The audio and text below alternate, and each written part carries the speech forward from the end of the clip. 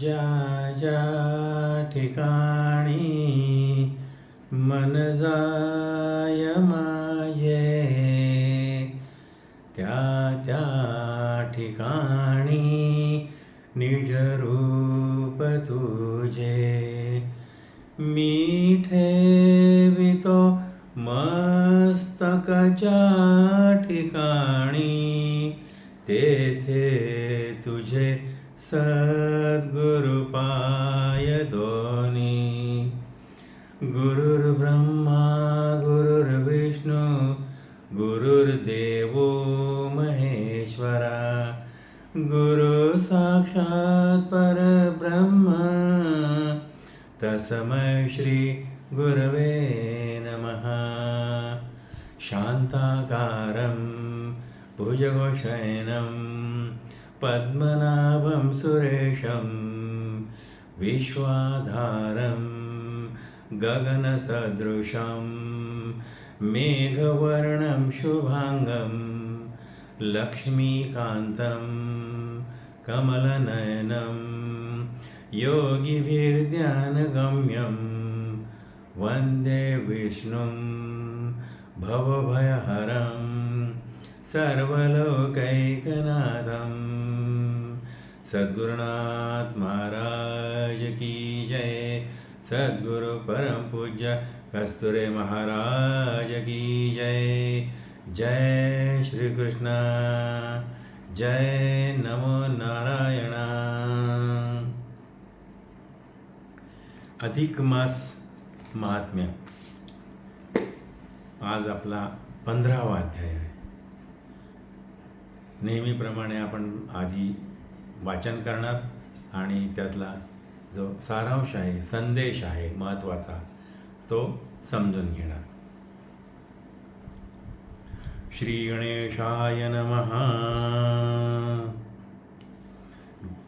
जय जयाची सद्गुरुनाथा, अरूप रूपा गुणातीता, तुमच्या चरणी माझा माथा, नमन समर्था तुम्हा ते. तव कृपेची नौका थोर, उतरसी जडमुड पामर, तेथे मी एक अर्भक किंकर, उतरी पा दयाळुआ.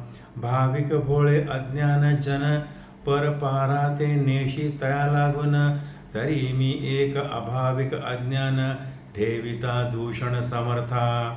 मी तव नेणे जपतप साधन काही, मतिमंद आळशी सदा सर्वदाही, पिढिलो असे प्रपंचाचे ठाई, सोडवी आई माऊले. व्यर्थ वेचिले वैसा, केदवा काळ घालील फासा, नाही क्षणाचा भरवसा, नसे दिवसा अंतरी. संचय नसे धनासी काही, करावी दान व्रते काही, हे तू जाणतसी सर्वही, हृदयगत माझे कृपाळा.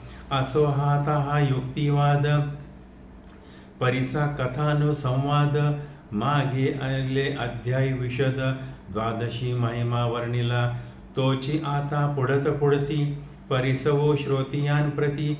जेणे अंगी बाणे विरक्ती, धर्मरीती ठसावे पै.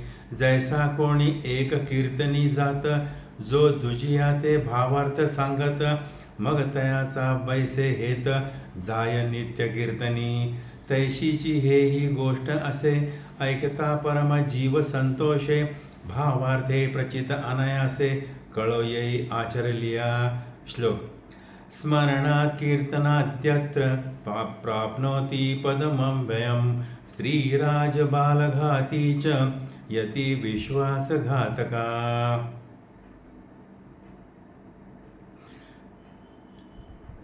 स्त्री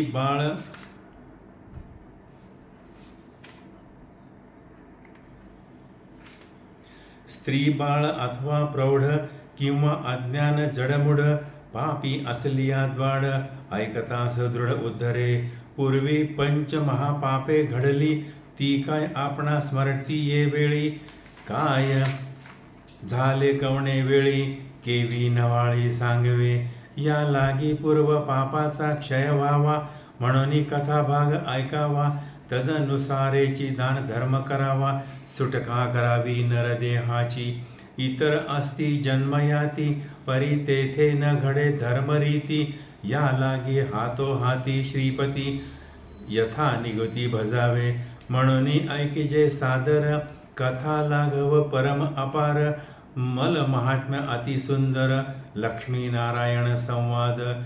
सूर्यवंशी श्री रामचंद्र आचरे द्वादशी पर्व थोर. साधवा विधी प्रकार यथा निगुती संवादी. अवतार पुरुष तो दाशरथी सहकुळ निर्दाळीला लंकापती. कुंभकर्णादी बळकीर्ती निवटले पराक्रमे. परित्या कुंभकर्णाची स्नुषा कुंभ निकुंभाची योषा. शतमुखी रावणाची पियुषा कन्या जाणा प्रीती पात्र. तियते असे एक सूत नामे पुंडरीक विख्यात. लंकेशाहीची होता वातावात गेली धावत पित्या पै. करुणिया साष्टांग नमन निवेदिले सकळ वर्तमान. येरू ऐकता खेद खिन्न म्हणे मूर्ख रावण केवढा. आम्हा कळू नेदिता मात केला सकळ कुळाचा घात. मी तव एक क्षणात रघुनाथ सेने सहित ग्रासितो. परी होणार ते न चुके सर्वथा होऊन गेले ते झाले आता. सांप्रत लंकाधिपतत्वता बिभीषण केला श्रीरामे. तरी त्या बिभीषणाची वार्ता मी जाऊन पाहीन आता. दवडूनिया आपल्या नाता आपण स्वस्थता राज्यभोगी. ऐसे बोलूनिया वचन आकारिले सकळ सैन्य. घावनिशाणी घालून केले धावणे लंकेवरी. निशी माझी एकाएकी समग्र येऊन वेढले लंका नगर. कळला बिभीषणा समाचार तोही सत्वर बाहेर निघे. दोन्ही सैन्य झाला मेळू घाई उठला हलकल्लेळू. परी दळे बळे प्रबळू आहे शतमुखी तो. बिभीषणा ते पराभिविले लंके बाहेर घातले. पुंडरिका ते राज्य स्थापले गंतव्य केले माघारी. इतुके कृत्य करुणी देख परतला तो शतमुख. येरीकडे तो भक्तनायक विचार करी निजमनी. म्हणे आता कवण उपाय करावा हानी झाली माझी या गौरवा. केवी मुख दाखवावे राघवा अपकीर्ती सर्व जगात. परी होणार ते होऊन गेले राज्य बुडलियाचे दुःख आगळे. जगा माझी तोंड काळे झाले सर्व परी माझे. आता होणार ते सुखे हो का शरण जावले श्री रघुनायका. जेणे दिदली हे लंका करुणी विवेकी निघाला. काही सेवक आणि प्रधान घेऊन निघाला बिभीषण. त्वरे पावला अयोध्या पट्टण रघुनंदन जेथे असे. दंडप्राय लोटांगण करुणी नमिला रघुनंदन. रामे दिधले आलिंगन परम भक्त म्हणोनी. स्वागत पुसोनी परस्परे सन्निध बैसविला आधारे. मुखारविंदा पाहता रघुवीरे तव वधूनेही कोमाईला. म्हणे बिभीषणा प्राण सकया शोकाकुलित दिसे हृदया. तरी निवेदी महत्कार्या जे हरी विधातिया अलोट. ऐसे रघुपतीचे वचन ऐकोनी बोले बिभीषण. मग स्तुती वादे रघुनंदन पूजिता झाला आदरेसी. जय जयाची रघुनंदना कृपासागर पतित पावना. भक्त रक्षका दीनोद्धारणा कृपा निधाना रघुपती. भक्त कैवारी रघुराया तव दर्शन हरे सकळ माया. नाम स्मरणे पापक्षया जाय विलया रघुपती. तू तव एक वचनी एक बाण हा तव तुझा नेम रघुनंदन. ऐसे असता असत्यपण आले दिसोन ये काळी. तरी तू निज कृपे करून लंका राज्य दिधले दान. तेथे झाले महाविघ्न ऐके कथन रघुराया. शतमुखी रावण पाही तो तव आमचा असे व्याही. तयाची कन्या स्नुषा होई भार्या पाही निकुंभाची. तिचे असे एक पुत्र एक नाम तयाचे पुंडरीक. त्या ते घेऊन या देख स्नुषा गेली पितया पै. लंकेचे आद्यंत वर्तमान तियेने पितया ते केले श्रवण. मग तो सकळ सैन्य घेऊन आला चालून लंकेसी. माते समरी पराभून लंका राज्य घेतले हिरवून. पुंडरिका ते राज्य स्थापन गेला निघून मागुता. म्हणून या रघुनंदना शरण आलो तव चरणा. सांगोनिया वर्तमाना निवांत स्थाना बैसला. ऐकून बिभीषणाचे उत्तर निवांत बसला रघुवीर. आरक्त करुणी नेत्र काय बोले ते समयी. म्हणे माझी या भक्ता लागून कोण छळिता दुर्जन. तया ते समूळे निर्दाळीन मी रघुनंदन स्वय करता. मी भक्ता लागी अवतार युगायुगी घेतले साचार. ऐसा कोण असे पामर दे तिरस्कार माझी या भक्ता. तरी ऐका माझी या वचनासी आजी असे एकादशी मारुनिया शतमुखासी. राज्य तुझसी स्थापिन इतके करुनिया कारण. द्वादशीचे अयोध्येशी पारण करीन साधनी व्रतपूर्ण. तरीच रघुनंदन नाम माझे. ऐसे प्रतिज्ञा वचन श्रीरामाचे ऐकून जाण. बोलता झाला विभीषण अघटित वचन केवी घडे. दधी समुद्राचे मध्य भेटी तया आसुराचे स्थान जगजेठी. आदो ऐकिजे ते गोष्टी सविस्तर सांगेन. येथून 5 कोटी योजने दूर असे तो दधी सागर. तेथील मध्य बेटाचा विस्तार 1,00,000 योजने लांबी रुंदी. तेथे वास्तव्य असुराते संख्या नसेची सैन्याते. निवटून त्या दुष्टाते केवी अयोध्या घडे द्वादशी. ऐसे मनोमानसाचे वाक्ये आकर्णनी अयोध्या नायके. स्तब्ध घटिका मुहूर्त एक न सुचे आणिक उपावो. म्हणे हे तो अलोट कार्य दिसे आमचे नेमोत्तर घडे कैसे. भक्त मनोरथा पुरता न दिशे रविवंशी दिसे दूषण. मी तव भक्त काम कल्प धूम हे मिथ्यत्व दिसे परम. भक्त मनोभिराम हे नाम साचन दिसे अमुते. राजाधिराज रघुनायक तो संकटी पडला देख. मग इतरांचा केवता लेख संकटार्थ विचारा. परी भक्ता लागी संकटी पडला असे रवी किरीटी. इतर जनाची राहटी होती कष्टी प्रपंची. प्रपंची कष्टी होता फार मग आठविती परमेश्वर. देवी संकटा पडता रघुवीर स्मरे कुमरवायूचा. देवभक्त पण वेगळे न दिसे ते तव एकमय वर्तती ऐसे. जेवी परिमळ पुष्पी वसे तैसे देवभक्त एकरूप. त्याही वरी सांब आणि रघुनाथ वेगळेपण नाही उभयात. तोची अंश वायुसुत साक्षात अवतार शिवाचा. म्हणून स्मरता रघुनाथ तात्काळ उभा ठेवला हनुमंत. जोडून या दोन्ही हस्त विनवित रघुराया. म्हणे केवता संकटार्णव अपार. मी तव सन्निध असता वीर. पडतिया आकाशा देव धीर तेथे तो असुर कायसा.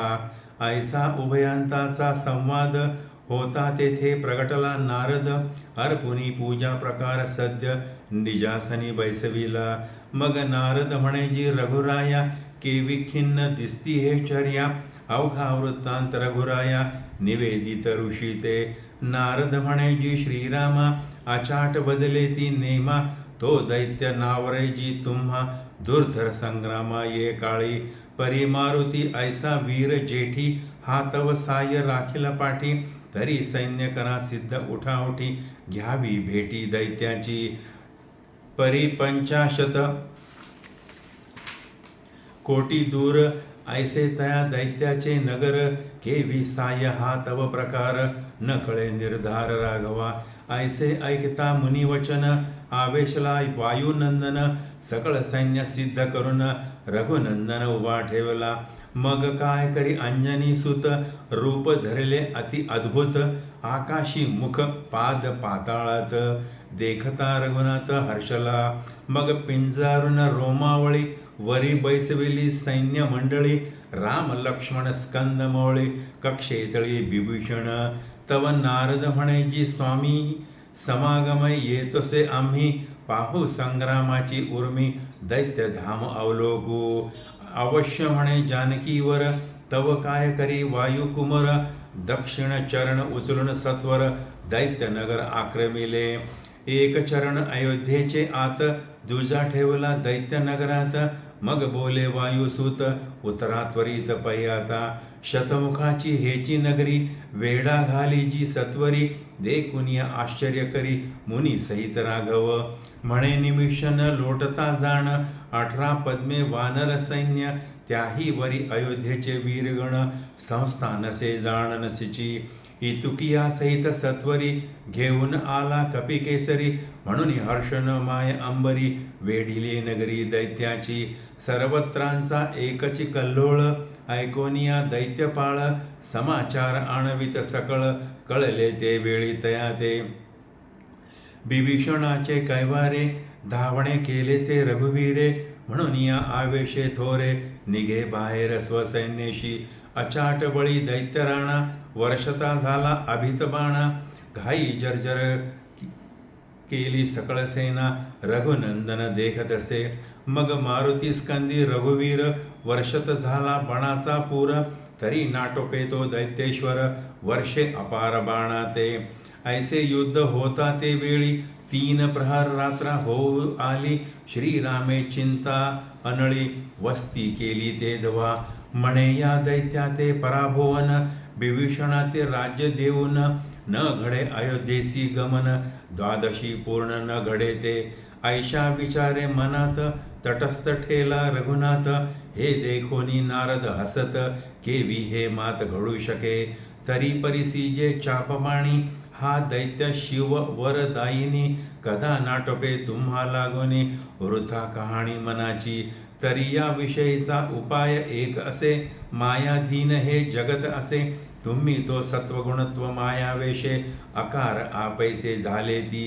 तरी ते माया आलिया विना हा दैत्य नाटोपे कवणा लागून. या लागी जानकी ते प्रार्थून आणि रघुनंदन कंदना ते. मागुती पाहे रामराणा ऐकुनी मुनीच्या वचना. तो तव पुढे अंजनी सुना काय रघुनंदन बोलत.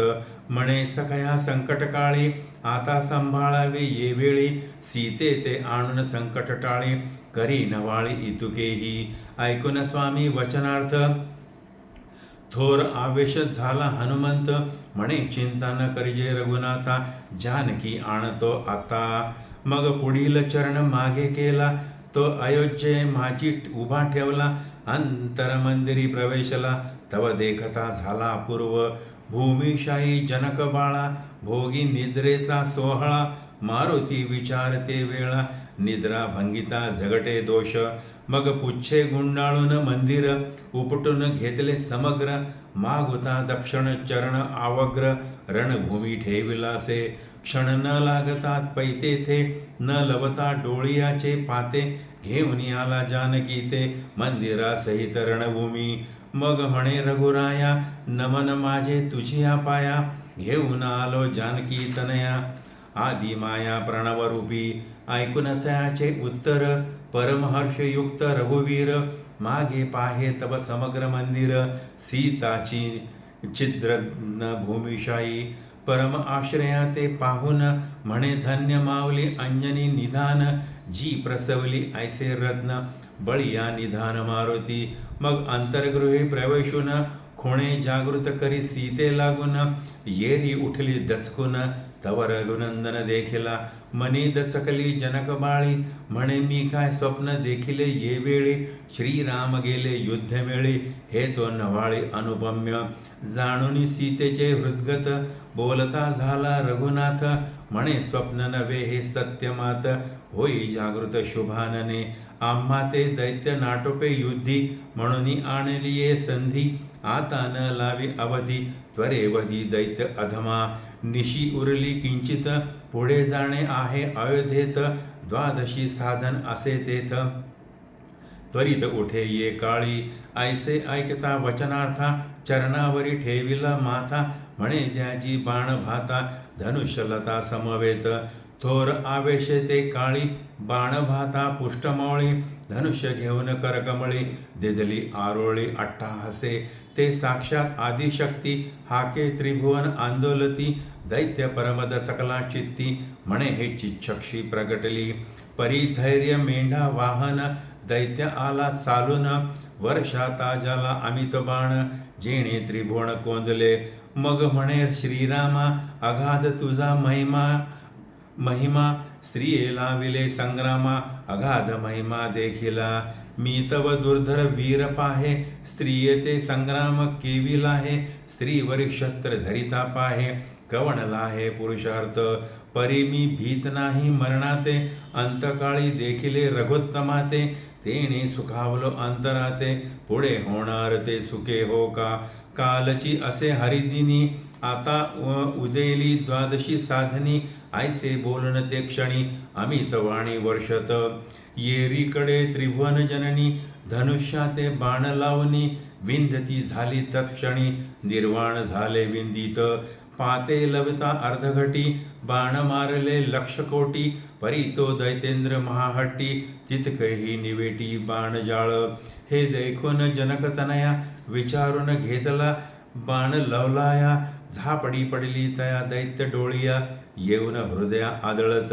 एकाची बाणे केला पूर्ण, काही न सुचे तया लागून, जेवी वृक्ष पडे उन्मळून, तेवी असुर पडियला. धूळ पडताची मदिनी, विदुळली असुरवाहिनी, जय जयकाराची उठली ध्वनी, वानर सेने आनंद. सेना विखुरली चहूकडे, नगर लुटविले निवाटे, विभीषण हर्षकोडे, रामाकडे पाहत. यापरी निवटून असुर, निशी उरली घटकाचार, मग युद्ध करुनिया स्थिर, स्थवी रघुवीर जनाकी ते. मागुती हनुमंता ते बोलत, सखया विभीषण राज्य स्थापित त्वरित, अवश्य म्हणून वायुसुत, पृच्छाग्री बसवित सैन्याते. दक्षिण चरण उचलुनिया, लंके माझे ठेवला लवलाया, मग म्हणे जे रघुराया, उतरावे या लंकेसी. राज्य द्यावे विभीषणाते, अयोध्ये चलावे त्वरित, ऐसी ऐकताची मात, थोर हर्ष रामचंद्रा. मग लंके माझी वाद्य घोष, होता झाला परम उल्हास, राज्य स्थापन विभीषणास, अयोध्याधीश आज्ञा मागे. मग विभीषणे दंडप्राय नमस्कार, करुणी स्तविला रघुवीर, म्हणे भक्त पालना ब्रीद थोर, केले साचार स्वामिया. तरी साधन द्वादशी, झाली पाहिजे लंकेशी, सहपरिवारे स्वसैन्याशी, विधियुक्त पैकी जे. मग बोले श्री रघुवीर, हा तो येथे न घडे विचार,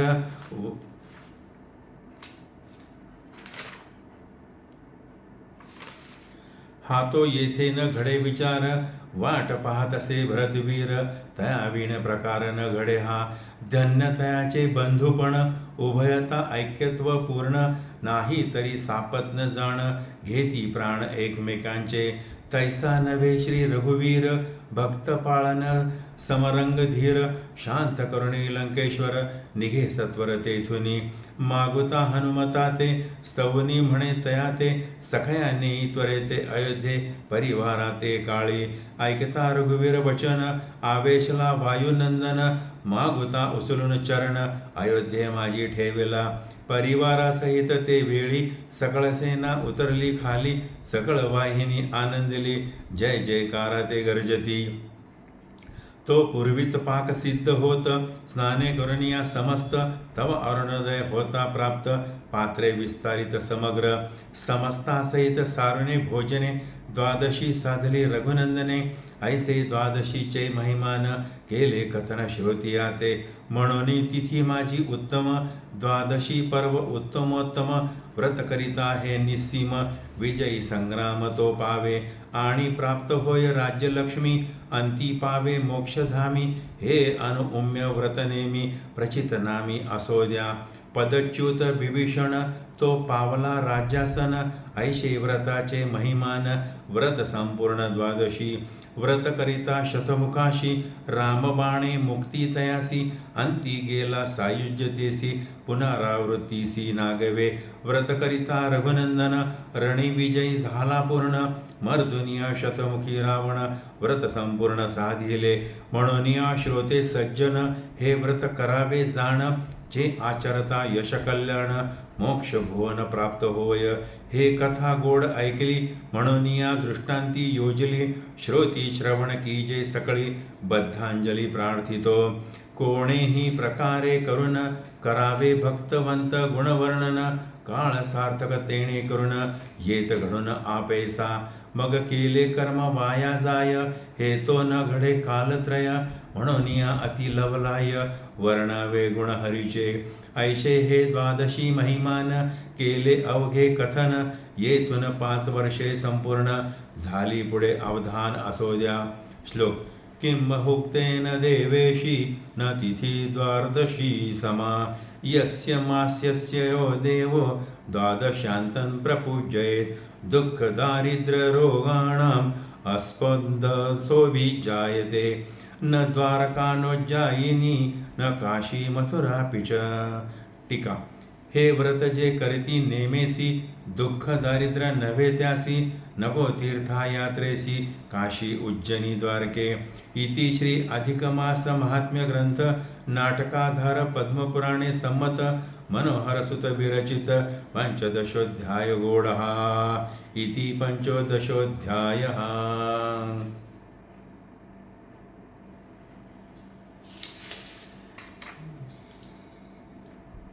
हा 15वा अध्याय.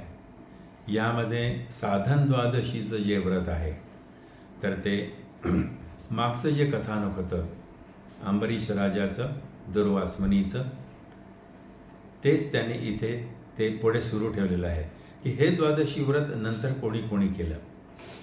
भगवान राम जेव्हा मानव देहात त्यांनी अवतार घेतला तर त्यांनीही हे साधन द्वादशीचं व्रत केलं आणि ते एक उदाहरण देऊन गेले. त्यानंतर याच कथानकामध्ये बिभीषण जो होता हाही साधन द्वादशी करायचा त्याचं हे एक उदाहरण आहे.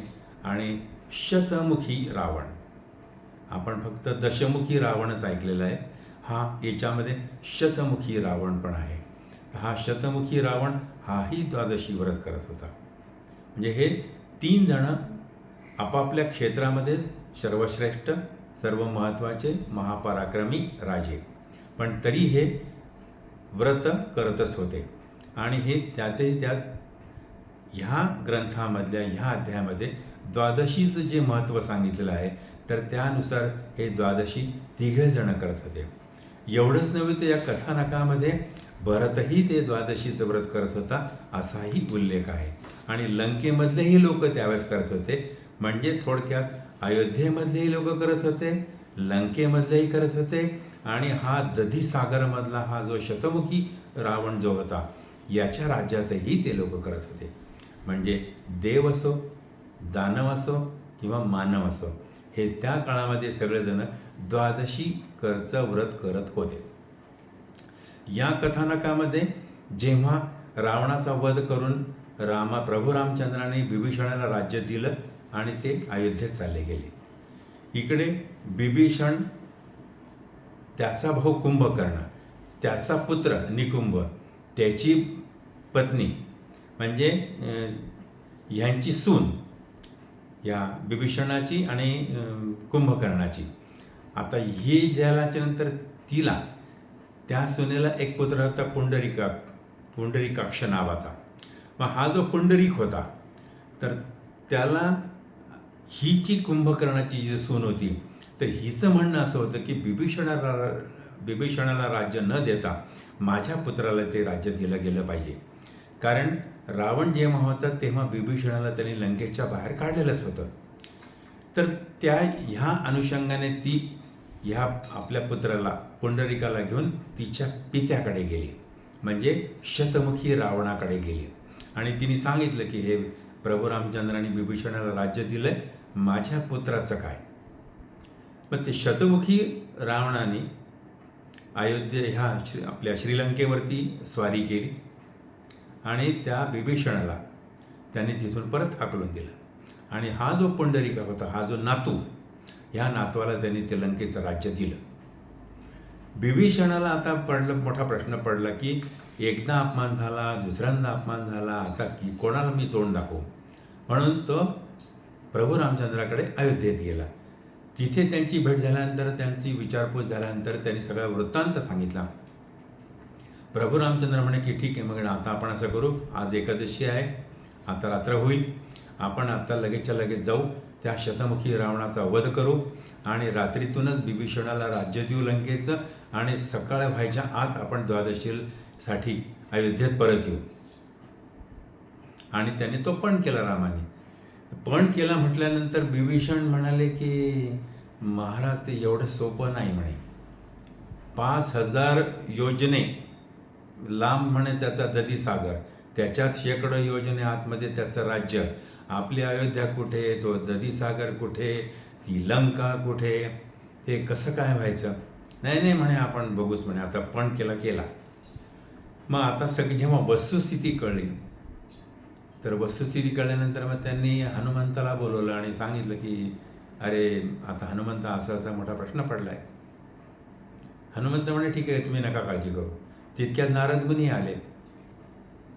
सगळी गंमत पाहत बसले. ते नारद म्हटल्याच्यानंतर गंमतच पाहणार ना.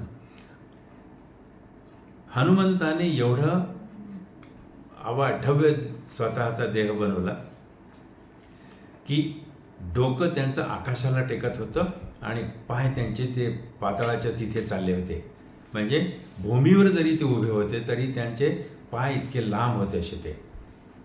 मग त्यांनी प्रभू रामचंद्राला इतक्या मोठ्या अवाढव्य देहाच्या याच्यात नमस्कार केला आणि सांगितलं की चला बसा, मी तुम्हाला त्या दधीसागरात घेऊन जातो.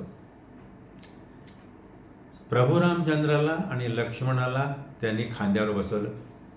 बिभीषणाला कडेवर घेतलं, काखेत घेतलं आणि काखेत घेतल्याच्यानंतर त्यांनी एक पाय उचलला आणि तो त्या दहीसागरातच ठेवला.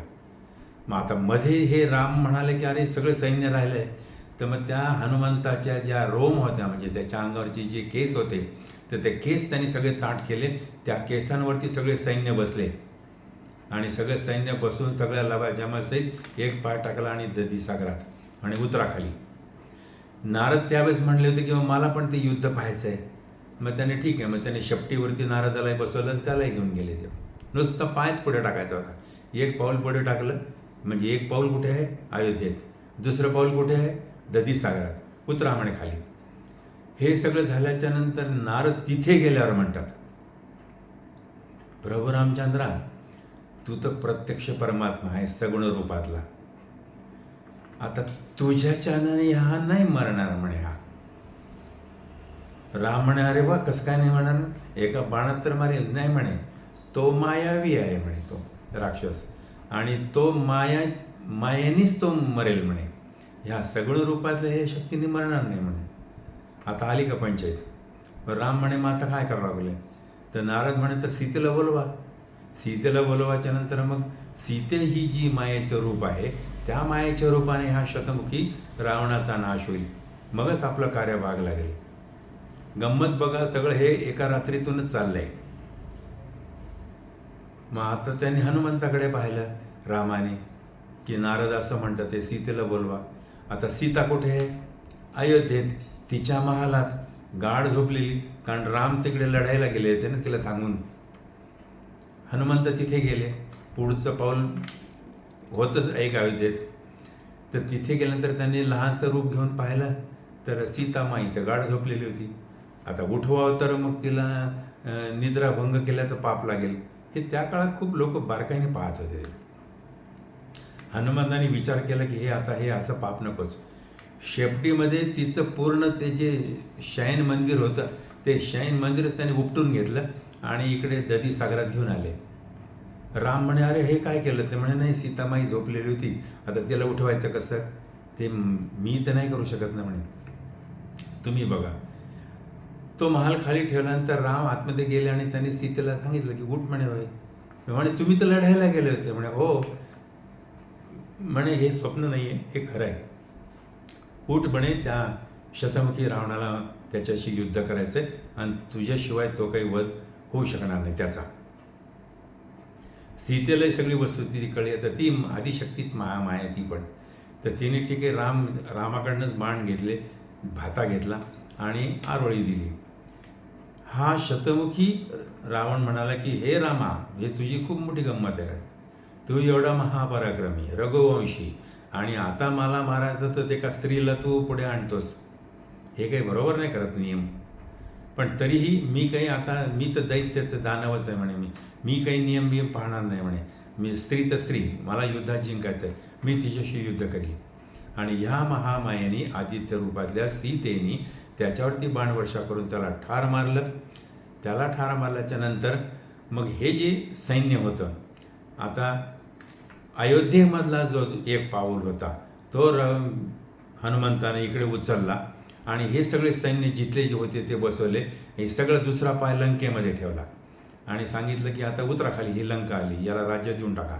लंकेत गेल्यानंतर सगळं राज्य त्याला दिलं. दुसरा पाय दधी सागरातला उचलून घेतला लंकेमध्ये आणि त्याचं राज्य दिल्यानंतर तो दुसरा पाऊल तिथे त्यांनी पुन्हा अयोध्येमध्ये टाकला आणि मागचा पाय उचलून घेतला. त्यावेळेस 3 प्रहर रात्र शिल्लक राहिलेली होती. भोजनाची सगळी व्यवस्था झालेली होती आणि साधन द्वादशीचं ते प्रभू रामचंद्रांनी तिथलं व्रत त्याचं पूर्ण केलं. सूर्योदय झाल्यानंतर त्यांच्या सगळ्या त्या पंक्ती बसल्या आणि इकडे हा जो शतमुखी रावण होता, हा द्वादशीचं साधन द्वादशी हाही करत असल्यामुळे प्रत्यक्ष प्रभू रामचंद्राच्या समक्ष महामायेने त्याचा वध केला. त्याच्यामुळे तोही मोक्षाला गेला. बिभीषण साधन द्वादशी करत होता. प्रभू रामचंद्राच्या कृपेने 2दा पदच्युत होऊनही त्याला त्याचं राज्य प्राप्त झालं आणि प्रत्यक्ष प्रभू रामचंद्र हेही साधन द्वादशी करत होते. तर ते एक संकेत आहे, ते एक उदाहरण आहे की मानवी रूपात जर तुम्ही आहात, मानव जर तुम्ही आहात, तर तुम्हाला कल्याण करण्यासाठी, स्वतःचं कल्याणासाठी कुठलं तरी एक व्रत किंवा नेम हे करणं अत्यंत आवश्यक आहे. हे त्यांनी उदाहरण घालून दिलं आहे. प्रभू रामचंद्राला काय साधन द्वादशी करायची आवश्यकता आहे, पण त्यांनी सांगितलं की मानव देहामध्ये जर आहोत तर मानव देहाचं सार्थक करून घेण्यासाठी ह्या सगळ्या गोष्टी कराव्याच लागतील. व्रत, वैकल्य, नेम करावेच लागतील. यथाशक्ती, यथाज्ञान, यथा सामर्थ्य हे करावंच लागेल. कशासाठी करावं लागेल तर ह्या अध्यायाच्या सुरुवातीलाच आलेलं आहे की पंचमहापातकांच्या ज्या राशी आहेत त्या नाश झाल्याशिवाय मोक्ष प्राप्त होत नाही. मग त्या पंचमहापातक ती कोणती होती? आपण कुठल्या तरी मागच्या या अध्यायात पाहिलं होतं की कायिक पाप आहे, वाचिक पाप आहे, वैचारिक किंवा मानसिक पाप आहे, आणि एक दृश्यिक म्हणजे अनावधानानं दृश्य पाहून घेतलं तर हे ते पाप आहे, आणि 5वं जे आहे हे पैतृक पाप आहे, म्हणजे पितरांपासून चालत आलेलं की त्याचा क्षय कुठेच झाला नाही त्या पापाचा. मग पिढ्यानपिढ्या ते पाप चालत येतं आणि त्याचं तुम्हाला काही ना काहीतरी करावं लागतं. मग पूर्वजांनी कोणतं पाप केलं हे आपल्याला माहीत नाही, आपल्या हातून कोणतं घडलेलं हे माहीत नाही. तर याचं निरसन करण्यासाठी कुठलं ना कुठलं तरी एक व्रत, एक नेम सातत्याने, श्रद्धेने, भक्तिपूर्वक करावं, हा सांगणारा हा तो या अध्याय आहे. आणि हा नेमही घालून दिला प्रभू रामचंद्राने. याच्यामध्ये जेवढे पात्र होते हे सगळेजण साधन द्वादशी करणारेच होते. प्रभू रामचंद्र असो, शतमुखी रावण असो. आता शतमुखी नाव का बरं? म्हणजे तुम्ही कितीही सामर्थ्यवान असा,